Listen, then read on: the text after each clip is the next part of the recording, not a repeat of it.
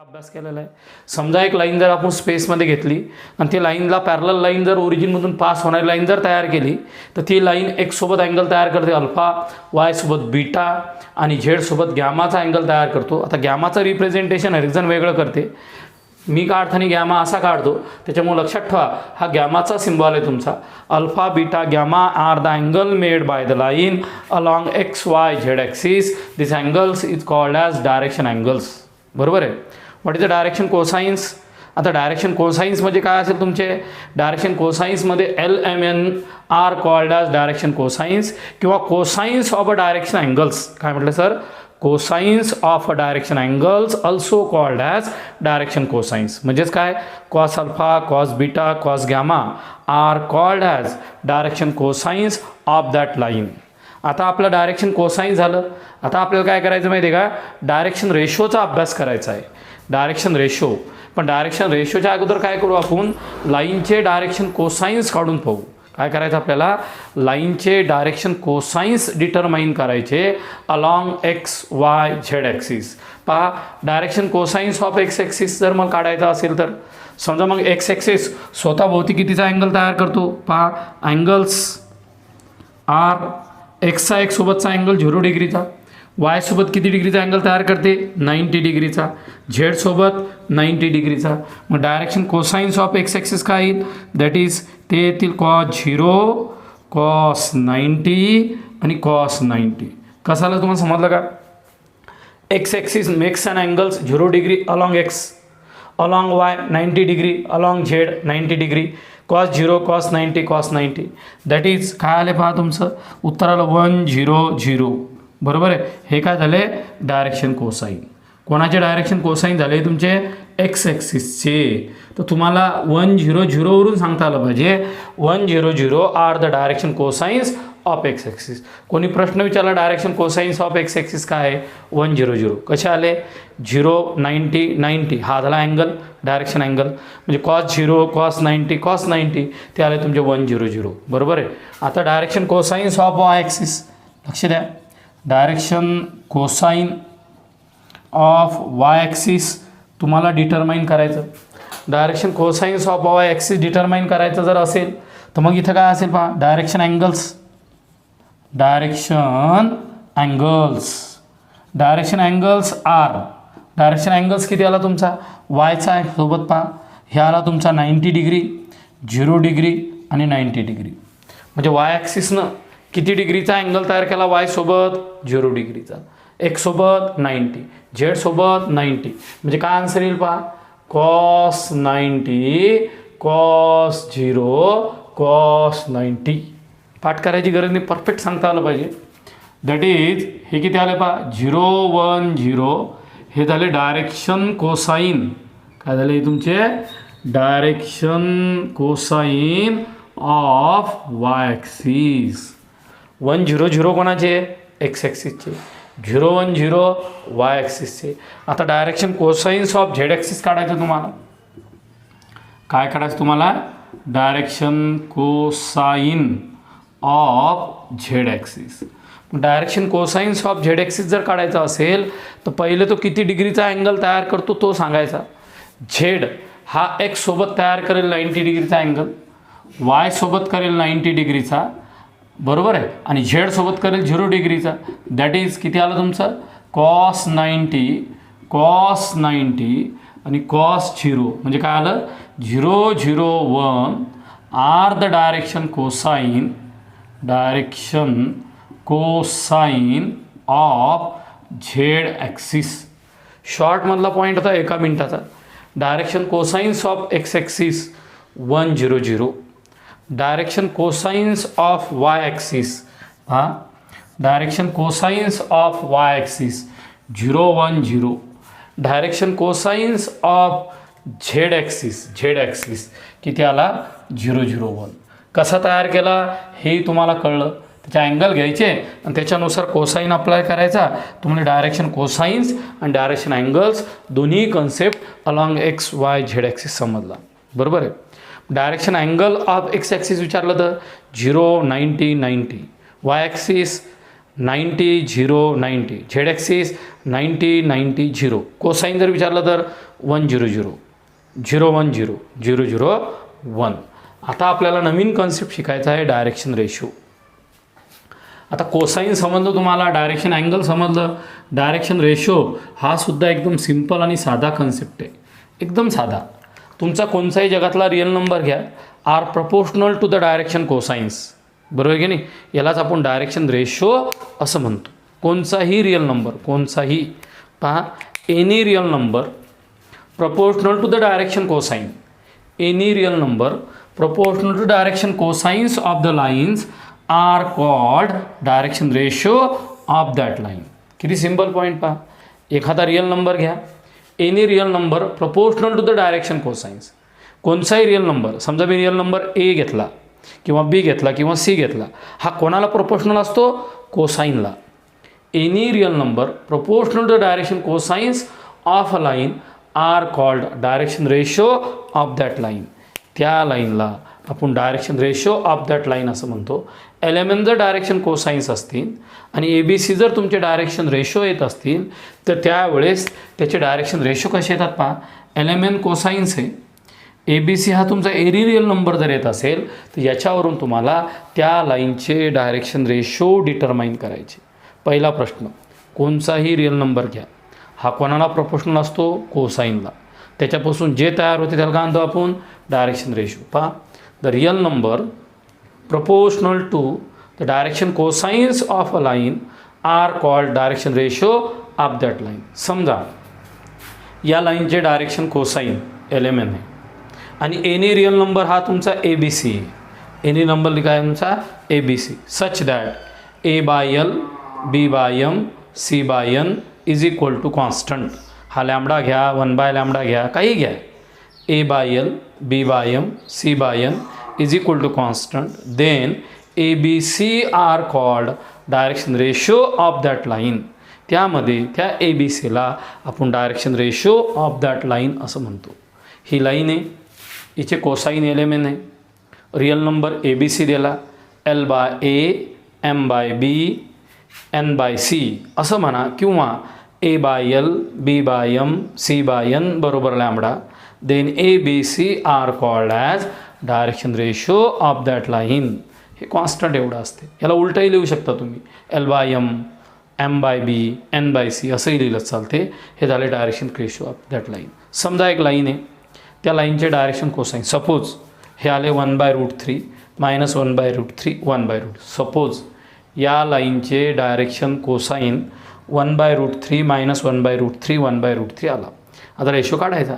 या लाईनला √3 मल्टिप्लाय करा. याला √3/√3 1, √3/√3 इथं -1 म्हणजे हे बा 1/√3 - 1/√3 1/√3 are the direction cosines of a line. Then direction ratio √3 multiply केलं तर 1 - 1 1 आलं. -√3 मल्टिप्लाय केलं तर 1 - 1 1 -1 आलं. याला 2/√3 कशानं? 2√3 मल्टिप्लाय केलं तर 2 - 2 2 -2 2 -2. √3 लॅमडानं मल्टिप्लाय केलं तर लॅमडा - लॅमडा एक्सेट्रा. म्हणजे एखाद्या लाईनला आपण नंबर ऑफ डायरेक्शन रेशो काढू शकतो.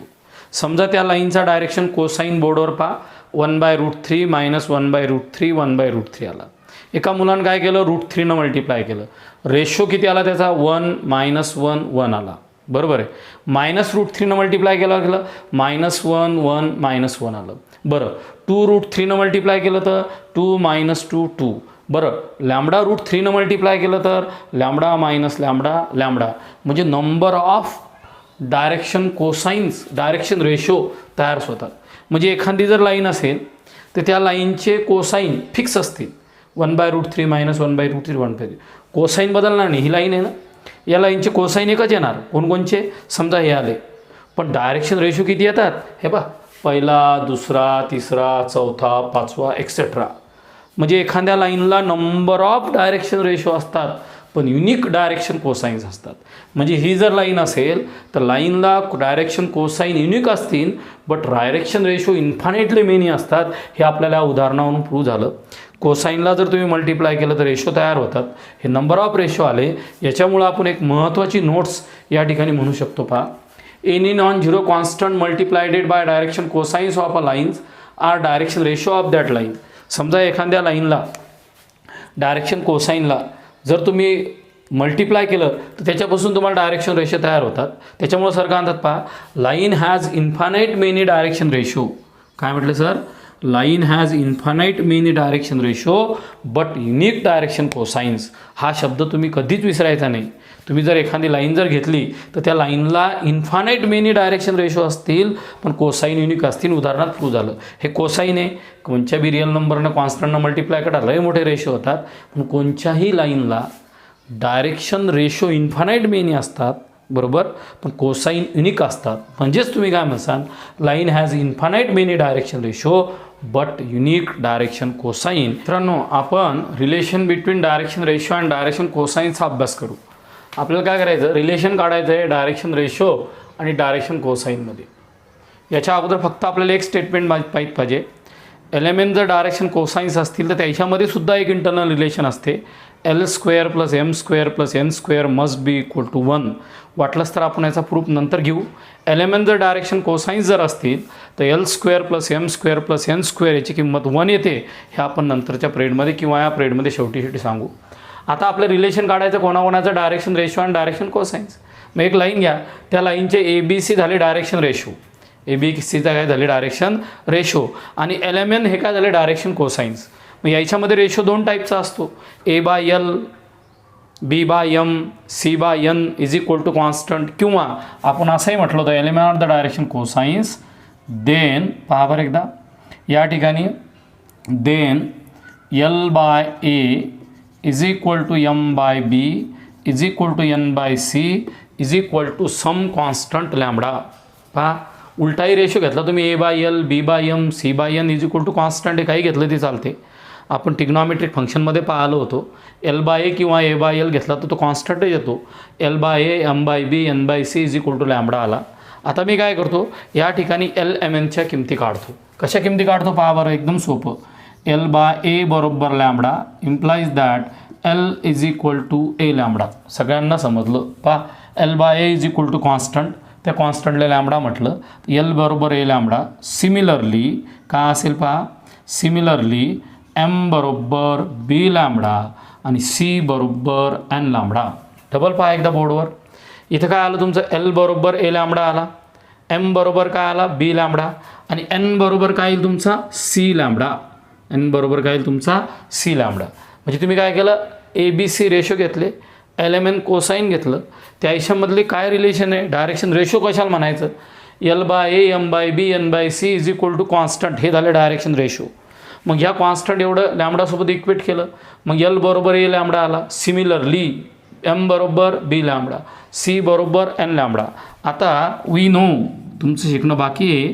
काय असते पहा, एल एम एन यामध्ये इंटरनल रिलेशन आहे. We know L M N, L M एनमध्ये काय रिलेशन आहे, we know L M N having relation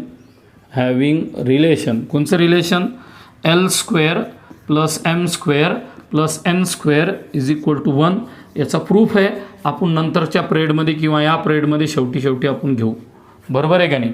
मग L square plus M square plus N square बरोबर 1 आलं. आता काय करायचं पहा, एलची किंमत काय आली तुमची, A lambda bracket square, B lambda bracket square, C lambda bracket square is equal to 1. इथं आलं A square lambda square, B square lambda square, C square lambda square is equal to 1. Lambda square common काढलं, इथं राहिलं A square plus B square plus C square is equal to 1. इथं तुमचा lambda square आला, 1/, इथं आलं A square plus B square plus C square. काय आलं पहा, इथं तुमचा लॅम्बडा स्क्वेअर आल्यानंतर 1/, A square plus B square plus C square. Taking square root to both side, lambda is equal to, पहा, taking square root to both side, lambda is equal to plus minus 1/√, A square plus B square plus C square. याच्यामधलं relation तयार झालं. लॅम्बडाची किंमत आली आपली या ठिकाणी, काय आली लॅम्बडाची किंमत, ती आली plus minus 1/√, A square plus B square plus C square. एकदम सिस्टमॅटिक, नवीन काहीच केलं नाही तुम्ही. या किमती काढल्या, इक्वेट केल्या, या रिलेशनमध्ये टाकल्या, लॅम्बडाची किंमत आली. Therefore L is equal to काय आहे तुमचा पहा, एल इज इक्वल टू एलची किंमत पाहायची तुम्हाला ए लॅमडा, बरोबर आहे. मग इथं आला तुमचा ए लॅमडा, ए जसाच्या तसा लॅमडा म्हणजे कोण, plus minus 1/√a² b² plus c². म्हणजे एल बरोबर कोण आला तुमचा, plus minus a/√a² b² c². पहा मुलांनो, आपल्या एलची किंमत काय आली, plus minus a/√a² b² c². Similarly M बरोबर बी लॅमडा, म्हणजे एम बरोबर काय येणार, plus minus b/√a² plus b² plus c². N बरोबर plus minus c/√a² plus b² plus c². In short, जर आपल्याला डायरेक्शन अँगल्स दिलेले असतील, डायरेक्शन रेशो दिलेले असतील, तर आपल्याला त्या लाईनचे डायरेक्शन कोसाइन्स काढता येतात, असा त्याचा अर्थ होतो. म्हणजे आपण इथं काय केलं, रेशो आणि कोसाईनमधलं रिलेशन तयार केलं. म्हणजे काही गणितामध्ये जर तुम्हाला रेशो दिलेले असतील तर कोसाईन काढता आले पाहिजे, काही गणितामध्ये कोसाईन दिलेले असतील तर रेशो काढता आले पाहिजे. तुमचे स्टेटमेंट पाठ आहे, लाईनला इन्फानाईट मेनी डायरेक्शन रेशो असतात, बट युनिट डायरेक्शन कोसाईन्स असतात. काय रिलेशन तयार झालं पहा, हे LMN हे तुमचे झाले डायरेक्शन कोसाईन्स आणि ABC हे झाले तुमचे डायरेक्शन रेशो. याच्यामध्ये हे रिलेशन तयार झालं. कसं तयार झालं, LMN cosine ABC ratio A/L, L/A, M/B, N/C is equal to constant. मग LMNच्या किमती काढल्या, we know L² M² plus N² is equal to 1. हे माहीत होणं बाकी आहे तुम्हाला रिलेशन. किंमत टाकली लॅमडाची, इथं टाकली, म्हणजे A/A² B² C² B/A² B² C² C/A² plus B² C². हे झालं direction cosines of that line. म्हणजे एखाद्या लाईनचे जर मला डायरेक्शन रेशो दिले, 1 2 3 दिले, कोसाईन काढा म्हटलं तर आरामशीर काढू शकतो मी, बरोबर आहे की नाही. हे झालं त्याच्यामधलं रिलेशन. फक्त एक गोष्ट कधीही लक्षात ठेवायची, जर समजा आपल्याला असं दिलेलं असेल 1 2 3 दिलेले असतील तर किमती घेताना प्लस मायनस घ्यायच्या. समजा याचं उत्तर किती आलं पहा, पुढच्या उदाहरणात तर मी अजून सांगतो, उदाहरण समजून सांगितल्यावर तुम्हाला सांगतो पहा. आता मला काय करायचं, एक लाईन दिलेली आहे एक्झाम्पल, त्या लाईनमध्ये डायरेक्शन रेशो -1 2 3 आहे आणि कोसाईन हे काढायचे डिटरमाइन. म्हणजे इथं काय दिलं पहा, इथे दिलं A बरोबर -1, B बरोबर 2 आणि C बरोबर 3. वी नो, तुम्हाला काय माहिती आहे पहा, √a² plus b² plus c² काढा बरं. a² b² c², की त्याला तुमचं 1 + 4 + 9 बरोबर 9 1 10 4 14 √14 आला. म्हणजे L बरोबर काय आला पहा, तुमचा L बरोबर हा आला तुमचा प्लस मायनस, बरोबर आहे, √a² b² c². आता ही गोष्ट एक महत्त्वाची समजून सांगायची पहा. ॲक्च्युअल तुमचं उत्तर प्लस मायनसमध्ये आलेलं आहे, पण इथं जर मायनस दिलेलं असेल तर मायनसच घ्यायचं. कोणचीच साईन दिलेली नसेल तर प्लस मायनस घ्या, किंवा जी साईन असेल ते ठेवा.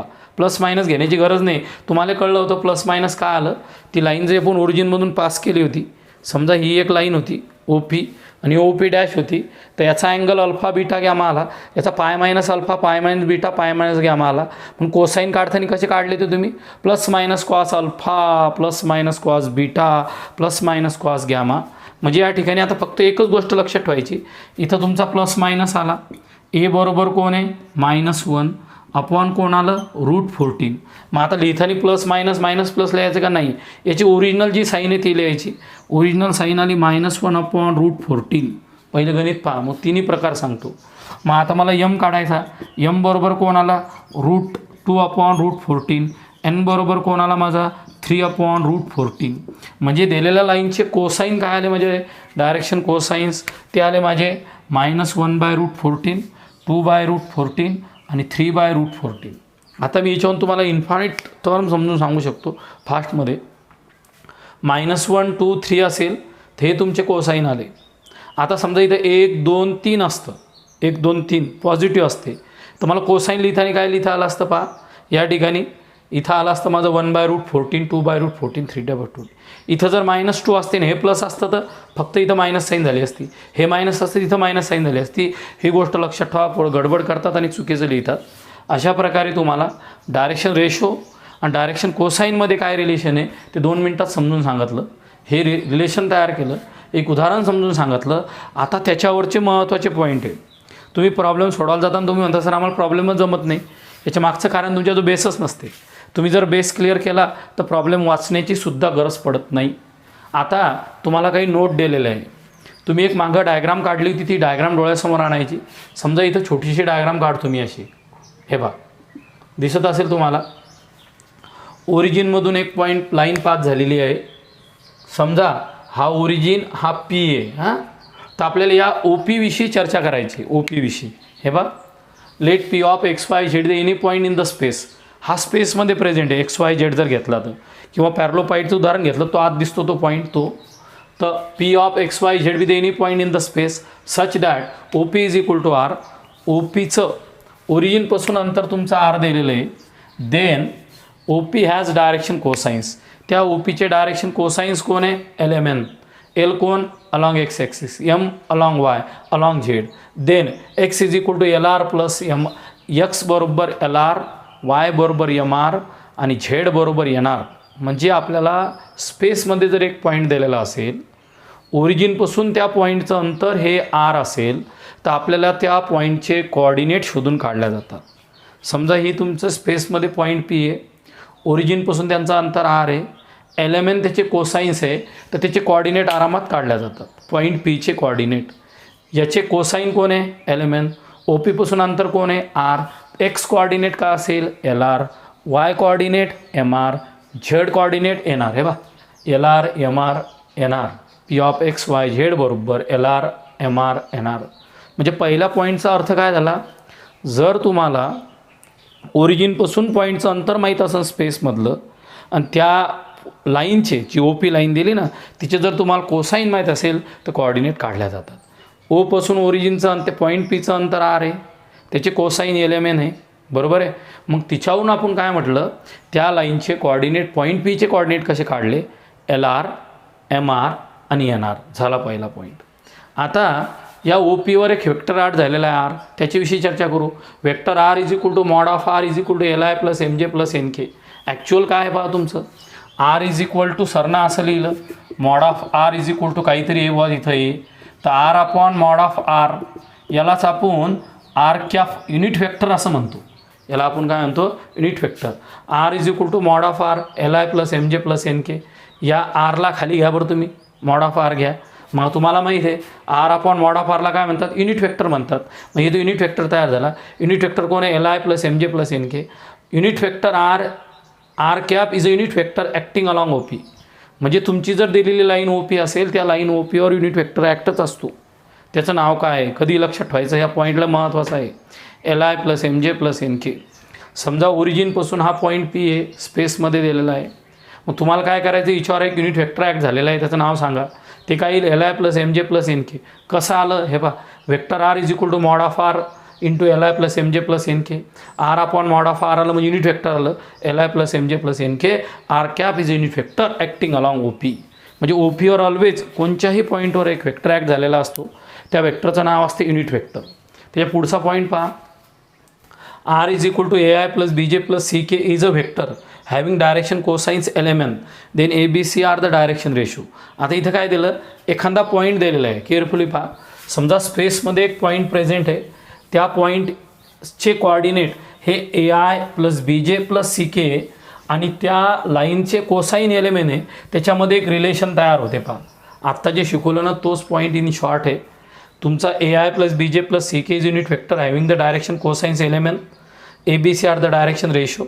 देन एल बरोबर A upon mod of R, M is equal to B upon mod of R, C is N is equal to C upon mod of R. याचा अर्थ तोच आहे दादा. पहा, समजा हा पॉईंट्स आहे, ए बी सी तुमचे हे डायरेक्शन रेशो असतील, त्याच्यानंतर एल एम एन हे कोसाइन्स असतील.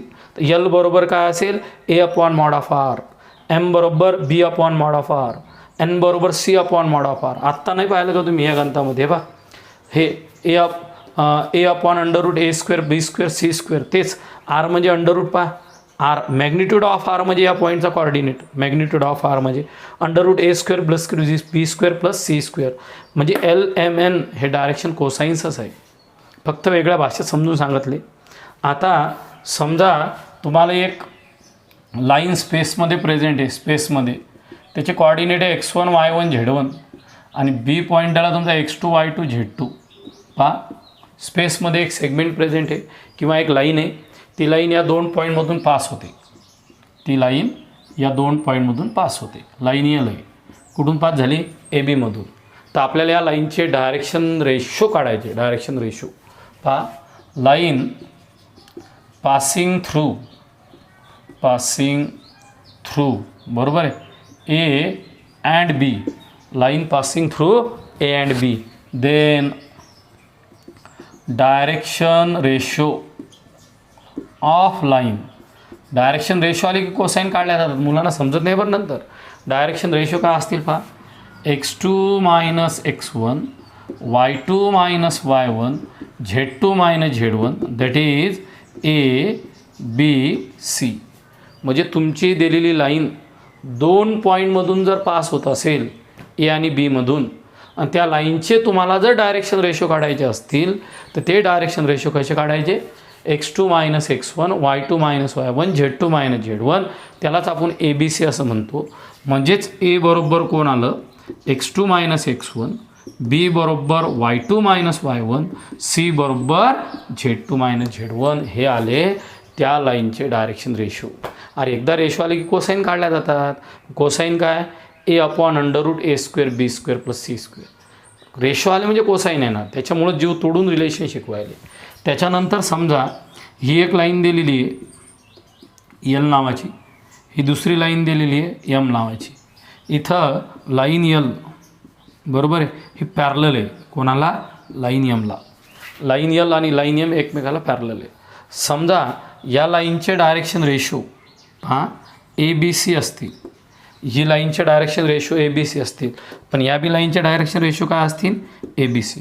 2 लाईन जर एकमेकाला पॅरलल असतील, समजा ही एक लाईन आहे आणि ही एक लाईन आहे, ही जर एकमेकाला पॅरलल असतील तर या दोन्ही लाईनचे डायरेक्शन रेशो आणि डायरेक्शन कोसाईन्स हे सेम असतात. हे कशा असतात? सेम. समजा ही जर तुमची लाईन दिलेली आहे आणि ही लाईन एकमेकाला पॅरलल येत असेल तर या दोन्ही लाईनचे डायरेक्शन रेशो आणि डायरेक्शन कोसाईन्स सेम असतात. एकदम महत्त्वाचा पूर्ण थेरॉटिकल कन्सेप्ट आहे हा. डोक्यावरून जाण्याचे लई चान्सेस असतात, पण हा समजल्याशिवाय कन्सेप्टच क्लिअर होत नाही. त्याच्यामुळे एक एक पॉईंट समजून घ्यायचा. 2 पॅरलल लाईन असतील तर दोन्ही पॅरलल लाईनचा डायरेक्शन रेशो आणि कोसाईन सेम असतात. एखादी दिलेली लाईन जर 2 पॉईंटमधून पास होत असेल, त्याचे कोऑर्डिनेट दिले असतील x1 y1 z1 x2 y2 z2, तर त्यावेळेस डायरेक्शन रेशो काय असतात? x2 minus x1 y2 minus y1 z2 minus z1. Clear cut. आता समजा तुमची एखादी लाईन आहे, ही डायग्राम काढा डबल एकदा. अशी लाईन दिलेली आहे, त्या लाईनवर हा पॉईंट प्रेझेंट आहे ओ, आणि इथं पी आहे, आणि याचे कोऑर्डिनेट दिलेले ए I plus B J plus C के. मग त्यावेळेस त्याचे कोसाईन्स कसे काढायचे असा प्रश्न विचारलेला असेल तर एल बरोबर A upon mod of R, M बरोबर B upon mod of R, N बरोबर C upon mod of R. म्हणजे तुमचा जो क्लिअर कट काय आहे, एल एम एन हे कोसाईन आहे, डायरेक्शन कोसाईन हां, आणि ए बी सी हे डायरेक्शन रेशो आहे. त्याच्यामधलं रिलेशनसुद्धा तुम्हाला माहीत आहे. त्याच्यानंतर एखादा पॉईंटमध्ये जर स्पेसमध्ये प्रेझेंट असेल तर त्याच्यावर जो ऑलवेज युनिट वेक्टर ॲक्ट झालेला असतो त्याचं नाव असते R cap is equal to L I plus M J plus N K. एखादा पॉईंट जर स्पेसमध्ये प्रेझेंट असेल, ओरिजिनपासून त्या पॉईंटचं अंतर दिलेलं असेल आणि त्याचे कोसाईन दिलेले असतील, तर मला त्या पॉईंट पीचे कोऑर्डिनेट शोधून काढल्या जातात. एक्स वाय झेड बरोबर एल आर एम आर आणि एन आर. आपण या एक्झाम्पलमधून cos square alpha plus cos square beta plus cos square gamma याची किंमत 1 कशी येते हे आपण एका मिनटाच्या आत तुम्हाला सांगू शकतो. काय करायचं, आपण आतापर्यंत असं म्हटलं होतं बा, एक लाईन घ्या, स्पेसमध्ये घ्या, स्पेसमध्ये घेतल्यानंतर मग तिचे अँगल घ्या, alpha beta gamma direction angles आले. त्याचे कोसाईन जर घेतलेत cos alpha cos beta cos gamma direction cosines आले. त्याच्यामधला रेशो घेतला, तोच पॉईंट मी डबल एकदा स्पेसच्या भाषेत तुम्हाला समजून सांगतो. तुम्ही काय करा, एक पॅरलो पाईप तयार करा. म्हणजे सरळ सरळ डायग्राम वेळेस काढलेली तुम्ही. पहिला एक स्क्वेअर घ्या, दुसरा एक स्क्वेअर घ्या, त्याचे कॉर्नर जोडा. या लाईनला एक्स म्हणा, याला वाय म्हणा, याला झेड म्हणा. डायग्राम 100% तुम्हाला येते. या डायग्राममध्ये पहा, हा ओरिजिन आहे. ओरिजिनपासून तुमचा एका स्पेसमध्ये एक पॉईंट घेतला, त्या पॉईंटचं नाव पी आहे. ओरिजिनपासून याला जोडा. इथून जेवढं अंतर आहे त्याचं बरोबर जे असेल ते. समजा पीचे कोऑर्डिनेट आले A1 A2 A3. म्हणजे तुम्ही ओ पी हा पॉईंट घेतला, इथं जो दाखवायला मी असा हा पॉईंट, हा स्पेसमध्ये, हा स्पेसमध्ये प्लेन ऑफ पेपरवर दाखवण्यासाठी असं उदाहरण घेणं पडते. पहा, हा पॉईंट स्पेसमध्ये आलेला आहे. हा एक्स ॲक्सिस आहे, हा वाय आहे, हा झेड ॲक्सिस आहे. मग या पीचे कोऑर्डिनेट स्पेसमध्ये A1 A2 A3 आहे. A1 कोणाच्या रिलेटेड आहे, अलॉंग एक्स ॲक्सिस वेक्टर, म्हणजे अलॉंग कोणचा ॲक्सिस, एक्स ॲक्सिस. A2 कोण, अलॉंग वाय ॲक्सिस. A3 कोण, अलॉंग झेड ॲक्सिस. हे त्याचे सरळ सरळ कोऑर्डिनेट दिलेले. आता या OPनं अलॉंग एक्स ॲक्सिससोबत कोणता अँगल तयार केला, अल्फा. अलॉंग वाय सोबत बीटा, अलॉंग झेड सोबत गॅमा. तुम्हाला डायग्राममध्ये दिसून राहिलं, OP या पॉईंटनं किंवा या सेगमेंटनं एक्स सोबत जो अँगल तयार केला तो अल्फा आहे, वाय सोबत केलेला बीटा आहे आणि झेड सोबत केलेला गॅमा आहे. मग alpha beta gamma are the direction angles of that line OP. Cos alpha, cos beta, cos gamma are the direction cosines. So what is the position vector of the point OP? Position vector of the point OP is nothing but just it is vector A is equal to A1I plus A2J plus A3K. Even though I, J, K are unit vector acting along X, Y, Z axis. हे तुम्हाला already माहीत आहे. I, J, K हे unit vector आहे acting along X, Y, Z axis. आता मी काय करणार पहा या ठिकाणी, the cosines of the direction angles of that line cos alpha, cos beta, cos gamma are call direction cosines of ए.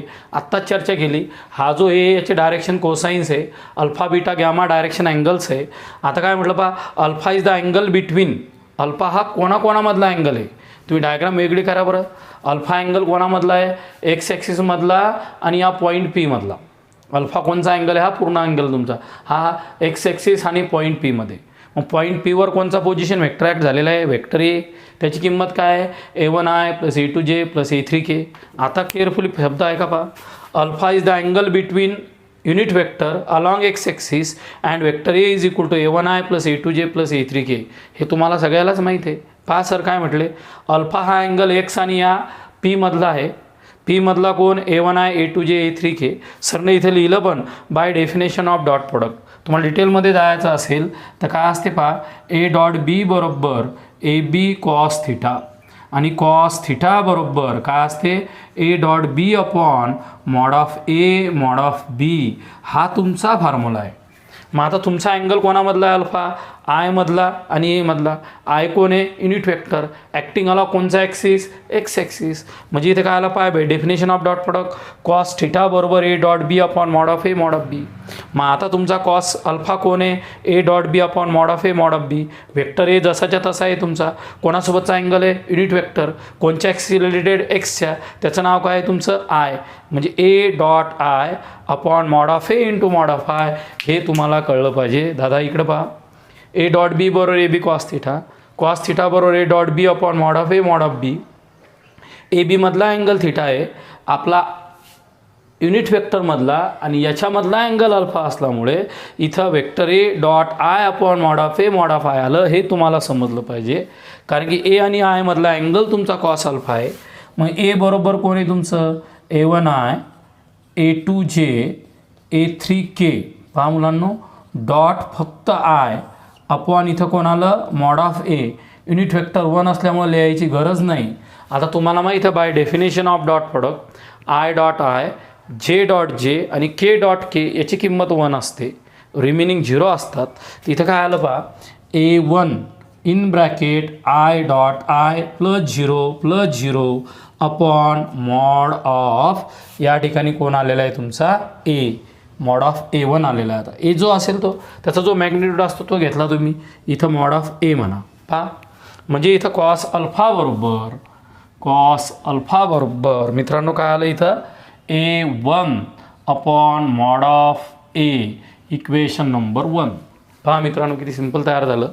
तिथं आलेलं आहे तुमचं मॉड ऑफ A1 बरोबर आहे, A1 अपॉन मॉड ऑफ ए. सरळ आलं ना, आय डॉट आय 1 आला, आय डॉट जे 0 आणि आय डॉट के 0 आला. म्हणजे हे आलं तुमचं A1 upon mod of A. याचं स्क्वेअरिंग करा बरं, काय येईल पहा स्क्वेअरिंग, कॉस स्क्वेअर अल्फा बरोबर A1 अपॉन मॉड ऑफ ए याचा स्क्वेअर. म्हणजे हा आला A1 square upon A square. काय आला तुमचा, A1 square upon A square. सरळ. आता सिमिलरली काय करायचं तुम्हाला, या डायग्राममध्ये पहा तुम्ही केअरफुली, बीटा कोणाकोणामधला अँगल आहे तुमचा, युनिट वेक्टर जे आणि ए याच्यामधला अँगल बीटा आहे. बीटा तुमचा जो अँगल दिलेला आहे तो अँगल कोणाकोणामधला आहे बाळा, तो युनिट व्हेक्टर जे मधला आणि तुमचा पॉईंट पी मधला व्हेक्टर ए मधला, हा त्याच्यामधला अँगल आहे. म्हणजे सिमिलरली इथं कॉस स्क्वेअर बीटा याची येणारी किंमत काय येईल पहा. इथं फक्त तुम्ही जे टाकणारमध्ये A1 कटणार, A3 कटणार, इथे A2 राहणार. म्हणजे इथं काय असेल तुमचा, इथं असेल तुमचा A2चा स्क्वेअर अपॉन A स्क्वेअर. इथं काय असणार, A2 square upon A square. Double पहा एकदा, जे टाका, हा zero A2 upon mod of A, म्हणजे याचा हा स्क्वेअर आला. सिमिलरली या ठिकाणी तुमचा झेड ॲक्सिस घेतला तुम्ही, Z axis alpha beta gamma. Z axis कोणाकोणामधला अँगल तुम्हाला प्रश्न विचारला तर झेड ॲक्सिस हा अँगल तुमचा आहे के मधला आणि व्हेक्टर ए मधला. म्हणजे इथं कॉस गॅमा बरोबर ॲक्च्युअलमध्ये येईल तुमचं कॉस गॅमा बरोबर A3 upon mod of A, A3 upon mod of A याचं स्क्वेअरिंग केलं कॉस स्क्वेअर गॅमा बरोबर A3चा स्क्वेअर अपॉन ए स्क्वेअर. आता हे इक्वेशन 1 आहे, हे 2 आहे आणि इक्वेशन 3 आहे. या तिघांची स्क्वेअरिंग ॲडिंग करा बरं. ॲडिंग इक्वेशन 1 2 3, ॲडिंग 1 + 2 + 3 काय आलं पहा, cos square alpha plus cos square beta plus cos square gamma is equal to. आता काय झालं पहा, इथं आलं A1 square upon A square, A2 square upon A square, A3 square upon A square. 100%. इथं कोण आलं पहा, cos square alpha plus cos square beta plus cos square gamma must be equal to A1 square, A2 square, A3 square upon A square. मुलांनो, हा जो point दिलेला आहे या पॉईंटचं इथून एवढं अंतर तुमचं काय असेल पहा, OP बरोबर वेक्टर ए, म्हणजे ते अंतरच तुमचं ए स्क्वेअर एवढं आलं. म्हणजे A1 square, A2 square, A3 square याचे पूर्ण रिझल्टंट हा तुमचा किती येऊन राहिला, त्या ठिकाणी 1 येऊन राहिला. म्हणजे या ठिकाणी याची किंमत आली तुमची A1 square, A2 square, A3 square, बरोबर आहे का. मग या ठिकाणी पहा A1 स्क्वेअर म्हणजे ते ह्या A1 square by A square, A2 square by A square, A3 square by A square. या ठिकाणी केअरफुली लक्षात ठेवा, मॉड ऑफ ए स्क्वेअर, हे बघा मॉड ऑफ ए म्हणजे मॅग्निट्यूड ऑफ ए, जागा कमी पडली इथं घेत सांगतो. मॉड ऑफ ए बरोबर under route A1 square, A2 square आणि A3 स्क्वेअर येईल. स्क्वेअरिंग बोथ साईड केलं म्हणजे याचं उत्तर येऊन राहिलं A1 square, A2 square, A3 square upon A1 square, A2 square आणि A3 स्क्वेअर. नवीन काही नाही, मॉड ऑफ एची किंमत धरी आहे, स्क्वेअरिंग केलं ते येते, हे ने हे कटलं म्हणजे या ठिकाणी रिक्वायर्ड रिलेशन तयार झालं cos square alpha, cos square beta, cos square gamma must be equal to 1. Cos alpha म्हणजे दॅट इज आपण काय म्हणतो या ठिकाणी L square plus M square plus N square is equal to 1. जुन्या एक्झाममध्ये या प्रूफ विचारत होते. आता प्रूफ सहज समजून सांगितला की बा cos square alpha, cos square beta, cos square gamma याची किंमत 1 कशी येते. डायग्राम काढली स्पेसमधली, बस आय मधला आणि ए मधला अँगल अल्फा घेतला, डॉट प्रोडक्टची डेफिनेशन अप्लाय केली, पहिलं रिलेशन तयार केलं, तसंच दुसरं रिलेशन तयार केलं, तसंच तिसरं रिलेशन तयार केलं, तिघाईची बेरीज केली आणि बेरीज केल्यानंतर आश्चर्याचा धक्का झाला. या तिघाईची बेरीज cos square alpha, cos square beta, cos square gamma हे उत्तर 1 एवढं आलं. कॉस अल्फा म्हणजे L, कॉस बीटा म्हणजे M आणि कॉस गॅमा म्हणजे N. यालाच आपण L square plus M square plus N square असं म्हणतो. मित्रांनो, ए बरोबर A1I plus A2J plus A3K असेल तर या याच्यावर IJK युनिट व्हेक्टर ॲक्ट झालेला असतो. आत्ताच पाहिलं त्याला cos alpha I, cos beta जे, कॉस गॅमा के लिहितो. ए जर कॉमन काढला cos alpha, cos beta, cos gamma. आत्ता शिकले तुम्ही ए अपॉन मॉड ऑफ ए म्हणजे युनिट व्हेक्टर कोणत्याही ॲक्सिसवर एक युनिट व्हेक्टर ॲक्ट झालेला असतो, त्याचं नाव आहे cos alpha, cos beta, cos gamma.